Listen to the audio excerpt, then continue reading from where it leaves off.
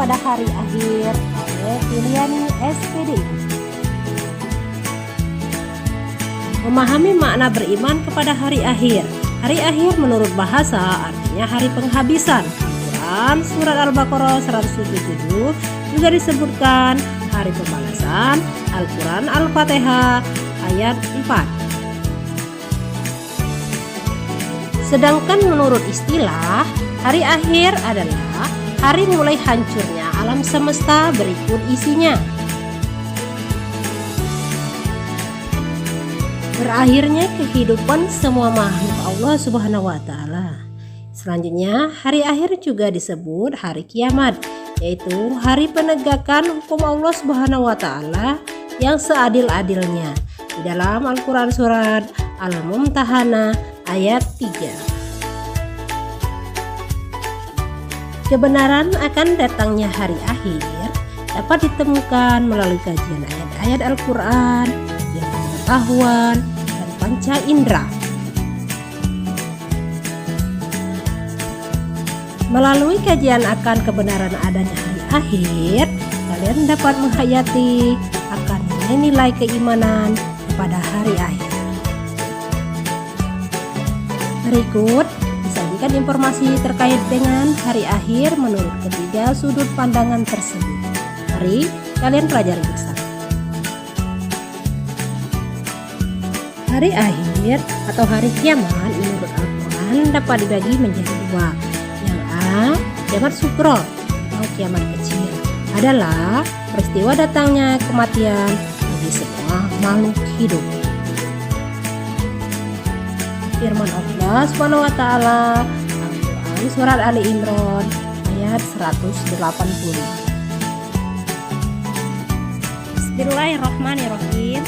Kullu nafsin za'iqatul maut wa innama tuwaffawna ujurakum yaumal qiyamah zuhziha 'alan nar wa udkhilal jannata faqad wa mal hayatud dunya illa mata'ul ghurur. Artinya, tiap-tiap yang berjiwa akan merasa mati, dan sesungguhnya pada kiamat sajalah disempurnakan pahlamu. Barang siapa dijauhkan dari neraka dan dimasukkan ke dalam surga, maka sungguh ia telah beruntung. Kehidupan dunia itu tidak lain hanyalah kesenangan yang B. Kiamat kubur atau kiamat besar adalah peristiwa berakhirnya seluruh kehidupan makhluk dan hancur leburnya alam semesta secara total dan serentak. Dijelaskan oleh Allah Subhanahu wa Ta'ala di antaranya dalam Al-Quran surat At-Takwir ayat 1-3, yang artinya apabila matahari digulung, apabila binatang-binatang dijatuhkan, dan apabila gunung-gunung dihancurkan. Periode hari akhir. Yang pertama, Yaumul Ba'ats. Yang kedua, Yaumul Hasyr. Yang ketiga, Yaumul Hisab. Yang keempat, Yaumul Mizan. 5. Asyirah. 6. Yaumul Jaza. 7. Balasan perbuatan baik dengan surga. Dan kedelapan, balasan perbuatan dengan neraka. C. Hakikat beriman kepada hari akhir. Iman kepada hari akhir merupakan rukun iman yang kelima yang harus diyakini. Segala perbuatan yang dilakukan oleh setiap manusia, baik maupun buruk, akan dipertanggungjawabkan di akhirat kelak. Oleh sebab itu, keimanan kepada hari akhir hendaknya dijadikan landasan utama untuk menyadarkan diri agar selalu taat kepada Allah Subhanahu wa Ta'ala. D. Hikmah beriman kepada hari akhir. 1. Munculnya rasa kebencian kepada kemaksiatan. 2. Menyejukkan dan menggembirakan hati orang-orang mukmin dengan segala kenikmatan akhirat. 3. Senantiasa tertanam kecintaan dan ketaatan terhadap Allah Subhanahu wa Ta'ala. Nah, sekarang silakan kalian saksikan video berikut tentang tanda-tanda hari kiamat kubro atau kiamat besar.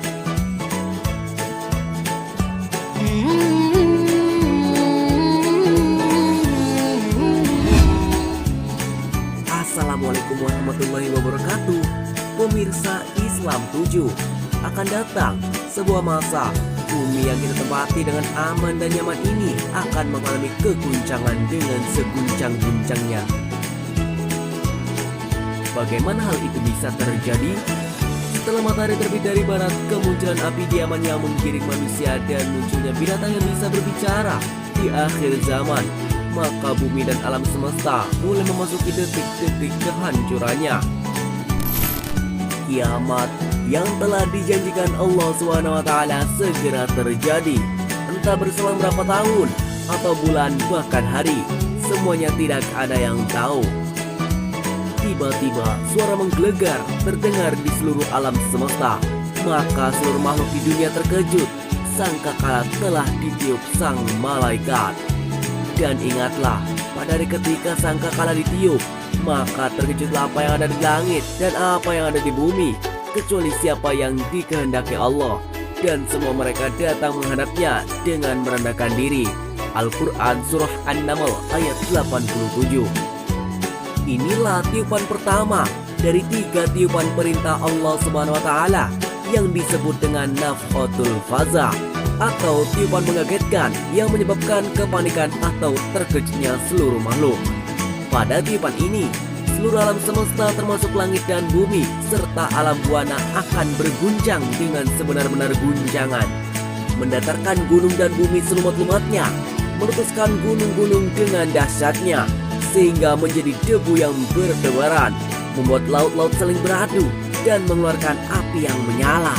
Langit akan pecah luar biasa dan hilanglah hukum gravitasi yang biasa kita kenal.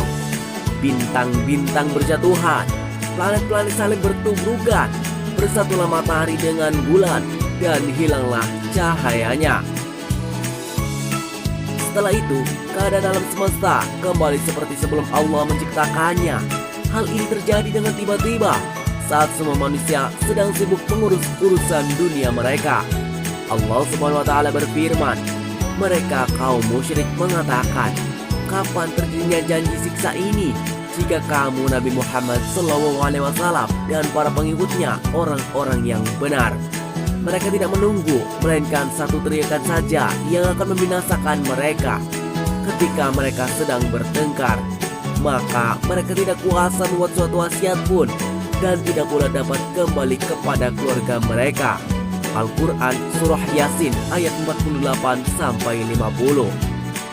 Tiupan sangkakala yang pertama ini panjang. Seluruh makhluk teramat sangat ketakutan. Dampaknya pun sangat dahsyat, sebagaimana disebutkan dalam Al-Quran, sehingga ibu yang menyusukan anaknya akan melepaskan, mencampakkan anaknya. Orang yang hamil tiba-tiba melahirkan anaknya, walaupun janinnya masih muda. Manusia juga lintang kukang seperti kupu-kupu bertebaran. Suara yang menggelegar menyebabkan keguncangan dan kepanikan semua yang berada di langit dan di bumi, kecuali siapa-siapa yang dikehendaki oleh Allah Subhanahu wa Ta'ala. Lalu siapakah yang dikecualikan oleh Allah Subhanahu wa Ta'ala yang tidak terkena dampak kedahsyatan tiupan sangkakala pertama ini? Meski bersumber pada riwayat yang tidak terlalu kuat, sebagian ulama menjelaskan mereka itu adalah para nabi dan orang-orang yang mati syahid. Mengapa demikian? Bukankah mereka telah wafat? Para nabi dan orang-orang yang mati syahid itu sudah wafat jauh sebelum kiamat.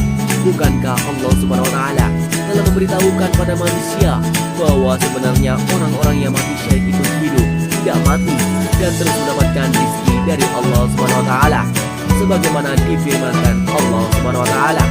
Dan jangan sekali-kali kamu mengira bahwa orang yang gugur di jalan Allah itu mati. Sebenarnya mereka itu hidup, di sisi Tuhannya mendapatkan rezeki. Al-Quran Surah Ali Imran ayat 169. Lalu, manakah ruh para syuhada yang masih hidup ini?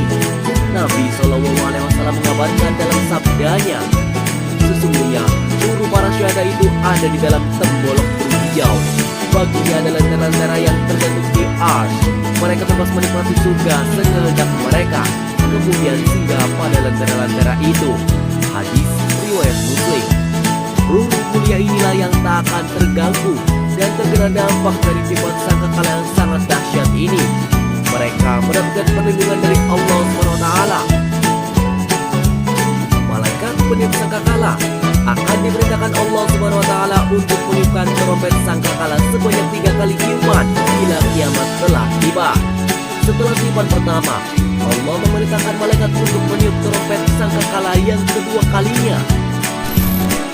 Pada tiupan kedua ini, maka terkejutlah dan matilah semua makhluk yang berada di langit, yaitu para malaikat dan manusia serta semua makhluk di bumi, termasuk para nabi dan syahid. Allah berfirman, dan sangkakala pun ditiup, maka matilah semua makhluk yang di langit dan di bumi, kecuali mereka yang dikehendaki Allah. Kemudian ditiup sekali lagi sangkakala itu, maka seketika itu mereka bangun dari kuburnya menunggu keputusan Allah. Al-Quran Surah Az-Zumar ayat 68. Dalam ayat ini disebutkan bahwa pada tiupan kedua seluruh makhluk yang di langit maupun di bumi semua mati. Namun pada tiupan kedua ini Allah SWT juga masih menyisakan sejumlah makhluk yang tetap hidup. Sebagian ahli tafsir menyebutkan mereka yang dibiarkan hidup itu adalah malaikat Jibril, Mikail, Israfil dan 4 malaikat pemikul ars. Mereka inilah yang disebutkan Al-Quran dengan kalimat kecuali siapa-siapa yang dikehendaki Allah. Kemudian Allah memerintahkan malaikat maut untuk mencabut nyawa Jibril, Mikail, Israfil dan para malaikat pemikul ars yang 4. Maka tidak ada yang tersisa kecuali Allah dan malaikat maut. Kemudian Allah berkata kepada malaikat maut, wahai malaikat maut, kamu adalah salah satu dari makhluk-makhlukku, maka sekarang matilah kamu. Dengan demikian matilah malaikat maut. Maka tidak ada yang tersisa kecuali Allah yang maha perkasa, yang maha hidup, yang tidak pernah mati, yang awal, yang tidak ada sebelumnya sesuatu apapun, yang akhir, yang tidak ada sesudahnya sesuatu apapun. Kemudian Allah berkata, akulah raja, akulah penguasa. Di manakah raja-raja bumi? Di manakah para penguasa? Di manakah orang-orang yang sombong? Dan untuk siapakah kekuasaan pada hari ini? Pada hari itu Allah SWT menunjukkan keperkasaannya dan keesaannya. Lalu si sombong itu hanyalah miliknya. Imam Muslim meriwayatkan sabda Nabi SAW, Allah Azza wa Jalla akan menggulung langit-langit kelak di hari kiamat. Kemudian ia mengambilnya dengan tangan kanannya dan berfirman, akulah raja. Di manakah orang-orang yang selalu berbuat sewenang-wenang? Di manakah orang-orang yang selalu menyombongkan diri? Kemudian Allah menggulung bumi dengan tangan kirinya dan berfirman, akulah raja. Di manakah orang-orang yang sering bertindak sewenang-wenang? Di manakah orang-orang yang selalu menyombongkan diri? Hadis riwayat Muslim. Kesombongan inilah sifat yang tidak boleh disandang oleh makhluknya. Inilah yang ditegaskan Rasul SAW dalam hadis qudsi yang diriwayatkan Abu Hurairah.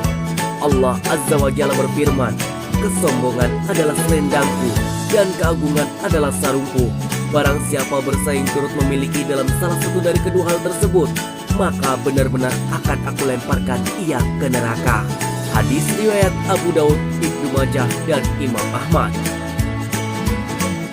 Keadaan alam semesta akan tetap seperti itu hingga waktu yang ditentukan untuk ditiupkan sangkakala ketiga, yaitu tiupan kebangkitan. Entah berapa lama jarak antara waktu tiupan kedua dan ketiga ataupun tiupan kematian dan kebangkitan. Namun Imam Bukhari meriwayatkan sabda Nabi SAW, jarak antara dua tiupan sangkakala adalah 40. Para sahabat bertanya, wahai Abu Hurairah, apakah 40 hari? Abu Hurairah menjawab, aku enggan. Mereka bertanya lagi, 40 bulan? Abu Hurairah menjawab, aku enggan. Mereka bertanya lagi, 40 tahun? Abu Hurairah menjawab, aku enggan. Hadis riwayat Bukhari. Meski Nabi SAW menyebutkan angka 40 kepada Abu Hurairah, Akan tetapi Nabi tidak menjelaskan apakah 40 hari, bulan, atau tahun. Apapun itu, baik hari, bulan, ataupun tahun, angka 40 yang disebutkan Nabi itu tentu waktu yang sangat lama sekali, karena saat itu sudah memasuki waktu akhirat, yang durasinya 1 hari di akhirat sama dengan 1000 tahun di dunia. Wallahu a'lam bishawab. Adapun kesimpulan materi kita kali ini yaitu bahwa hari akhir itu benar-benar ada dan wajib kita yakini, sebagaimana dalam Al-Quran, surat At-Takwir ayat 1-10. Dan ada pun hikmah yang bisa kita ambil dari beriman kepada hari akhir itu yang pertama munculnya rasa kebencian kepada kemaksiatan, dan yang kedua menyejukkan dan menggembirakan hati orang-orang mukmin dengan segala kenikmatan akhirat, dan yang ketiga itu senantiasa tertanam kecintaan dan ketaatan kita kepada Allah.